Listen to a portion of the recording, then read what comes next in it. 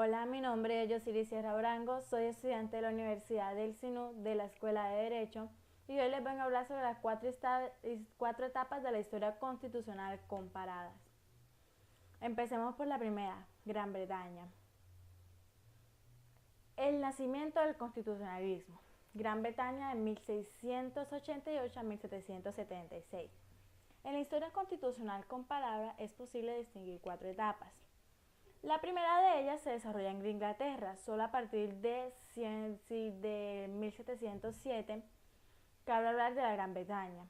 Desde comienzos del siglo XVII hasta la época de la emancipación de las colonias americanas, con una fecha clave en medio, la gloriosa Revolución de 1688.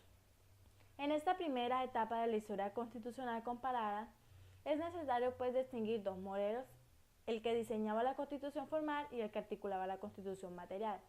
El primero sustentado doctrinalmente en la lockeana teoría de la Balancing Constitution, retocada más tarde por la Bolingbroke, Baston y Paley, era un modelo monárquico constitucional.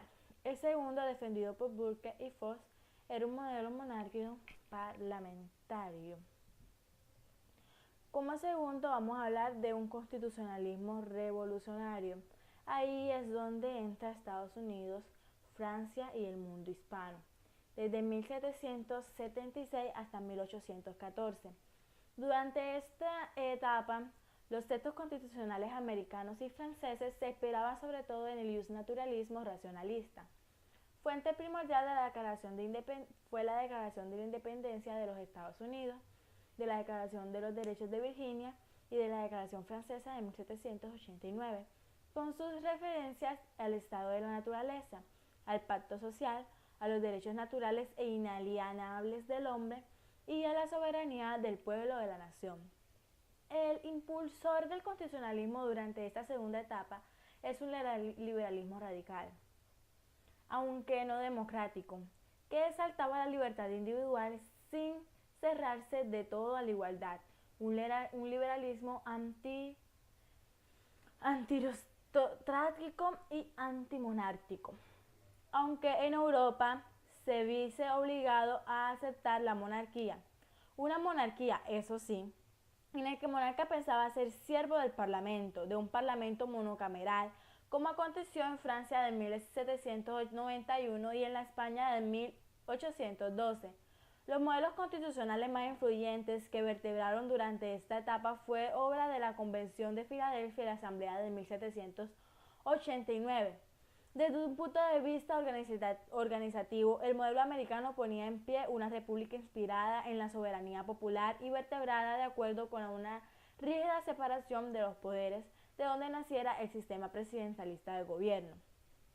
Es preciso recordar, no obstante, que los dos grandes principios en los que se fundamenta un modelo constitucional creado por la Asamblea de 1789, la soberanía nacional y la división de los poderes, no se defendieron en las Cortes de Cádiz apelando a la razón, como había ocurrido en esa asamblea con los patriotas artífices de la Constitución de 1791, sino a la historia de una nueva medieval española. Vendremos a hablar de la tercera etapa, sería el constitucionalismo en el siglo XIX. ¿Qué podemos decir de este? El contraste entre Europa y América de 1814 a 1917, la tercera etapa, la decimonónica, comienza en 1814, ya antes dicho, y termina en 1917, en plena Primera Guerra Mundial. Durante ella se consolida y se expande el Estado constitucional en la Europa y en la América. Aunque dentro del viejo continente esta expansión quedase detenida en su parte oriental bajo el yugo de los imperios rusos y otomos. Si la Constitución de los Estados Unidos para los países libroamericanos, aunque más teórico que práctico, el nuevo constitucionalismo postrevolucionario europeo que una buena medida del acuerdo entre la aristocracia reformista y la alta burguesía dio que la Esparta triunfando en la Inglaterra en 1968.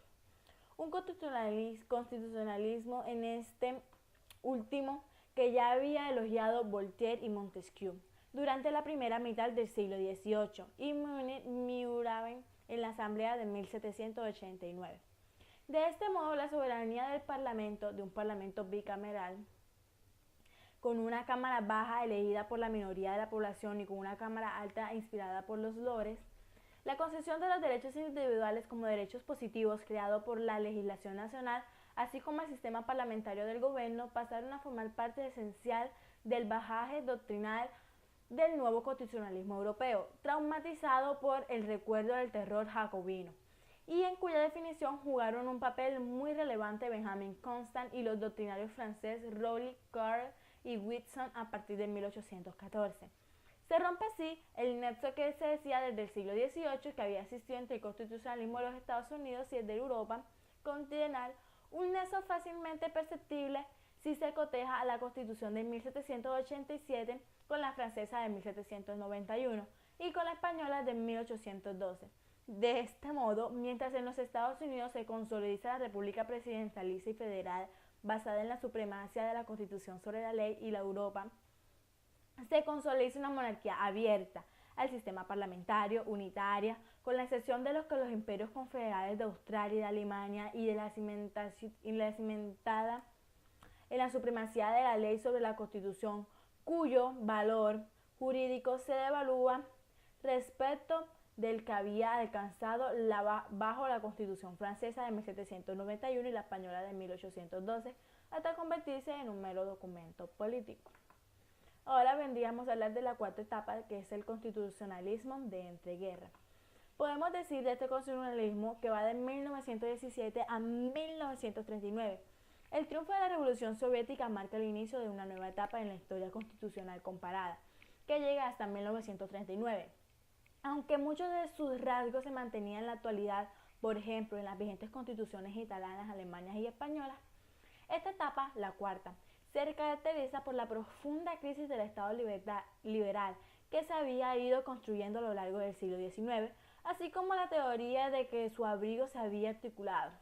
Esta crisis, fruto de diversas y complejas causas económicas, sociales y culturales, entre ellas la irrupción de los potentes movimientos obreros, venía anunciándose en las últimas décadas del siglo XIX, sobre todo en aquellos países económicamente más industrializados como la Gran Bretaña, Alemania y Francia, pero estalló después de la Gran Guerra, expoliada por el triunfo del comunismo en Rusia y por la inmediata reacción fascista. Buena parte de las constituciones aprobadas en el imperio de entreguerra eran fruto de la revolución, como la mexicana en 1917, o al menos de un cambio político brusco, como la alemana en 1919, y la austriaca en 1920 y la española en 1931. La constitución de entreguerra modificaron profundamente el contenido de la constitución ochentista troqueadas, como quedan dicho, en el modelo británico, recuperando algunos principios inspirados del constitucionalismo revolucionario francés y americano. Algunas de estas constituciones, como la austriaca de 1920 y la española de 1971, ponían en planta un tribunal encargado de velar la constitucionalidad de las leyes aprobadas por el Parlamento, según las pautas establecidas en la Constitución estadounidense de 1787, aunque con las importantes modificaciones que introdujo Kelsen en este modelo. De este modo se refuerza jurídicamente todo el texto constitucional frente a la ley, con lo que se lleva hasta las últimas consecuencias el telos primordial del Estado, del derecho, la subordinación de todos los poderes públicos, normas jurídicas, incluido el Parlamento.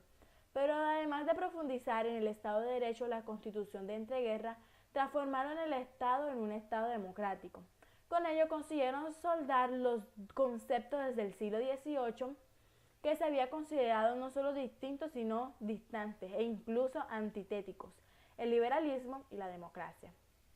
Esta apertura a la democracia se hizo de diversas maneras. Desde luego, al extender un principio tan vinculado con la democracia como el republicano, así como proclamar el principio de la soberanía popular y reconocer el sufragio femenino, pero también suprimir la segunda cámara parlamentaria y conservada, tratando de conjugar la democracia representativa con la directa, recogiendo a este el efecto de institutos de referéndum y la iniciativa legislativa popular. En las nuevas constituciones de entreguerras se vertebraban asimismo un Estado social de derecho. Hasta entonces solo esbozado una constitución francesa de 1848. El Estado social es la consecuencia de una nueva manera de concebir las relaciones de Estado con la sociedad y la conquista más palpable de los sindicatos obreros y de los partidos socialistas, que desempeñaron un papel clave en la etapa del constitucionalismo al lado de las formaciones representativas de la burguesía progresista. Y esto fue todo por hoy. Muchas gracias por prestar atención.